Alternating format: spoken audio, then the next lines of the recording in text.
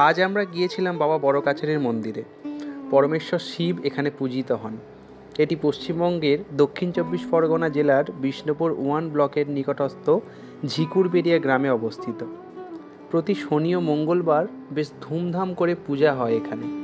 বহু দূর দূরান্ত থেকে ভক্তরা আসেন নিজের নিজের মনস্কামনা নিয়ে পুজো দিতে। তারা এক ছোট্ট কাগজে তাদের প্রার্থনা দরখাস্তের আকারে লিখে মন্দিরের গায়ে বেঁধে দেন। বাবার দয়ায় দুঃখ কষ্ট লাঘব হয়, তাদের মনোবাঞ্ছনা পূর্ণ হয়। কথিত আছে ১৭৪০ খ্রিস্টাব্দে নবাব আলীবর্দী খানের শাসনকালে বাংলায় মারাঠা বর্গীদের আক্রমণ হয়। আর যেখানে মন্দির, মোটামুটি সেখানেই একসময় গভীর জঙ্গল ও শ্মশান ছিল। বর্গীদের হামলা থেকে বাঁচতে এই অঞ্চলের মানুষজন, প্রধানত কৃষক কুল, এই গভীর জঙ্গলে এসে আশ্রয় নেন।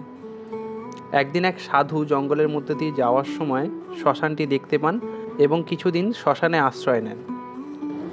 জঙ্গলে আশ্রয় নেওয়া মানুষেরা বিভিন্ন সময়ে তার কাছে এসে তাদের নানা অসুবিধা, অসুস্থতার কথা বলতো এবং তিনি সাফল্যের সাথে সেগুলিকে প্রতিকারের ব্যবস্থা করতেন, উপদেশও দিতেন।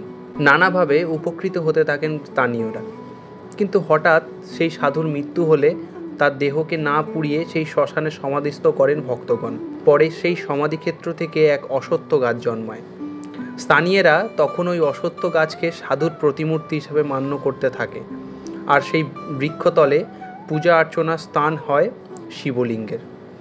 মানুষজন তাদের মনস্কামনা গাছটির কাছে জানালে তা পূরণ হতে থাকে বাবা বড় কাছারির দয়ায়। ১৯৭৮ খ্রিস্টাব্দের বন্যায় অশ্বত্থ গাছটি ব্যাপকভাবে ক্ষতি হলে পরবর্তীকালে ভক্তদের ইচ্ছানুসারে এক নতুন অশ্বত্থ গাছ বসানো হয় এবং তার তলে এক গোলাকার বেদি নির্মাণ করে শিবলিঙ্গ প্রতিষ্ঠা করা হয়। আপনারা কে কে বাবার কাছে পুজো দিতে গিয়েছেন তা জানাতে পারেন এই ভিডিওর কমেন্ট বক্সে। ধন্যবাদ।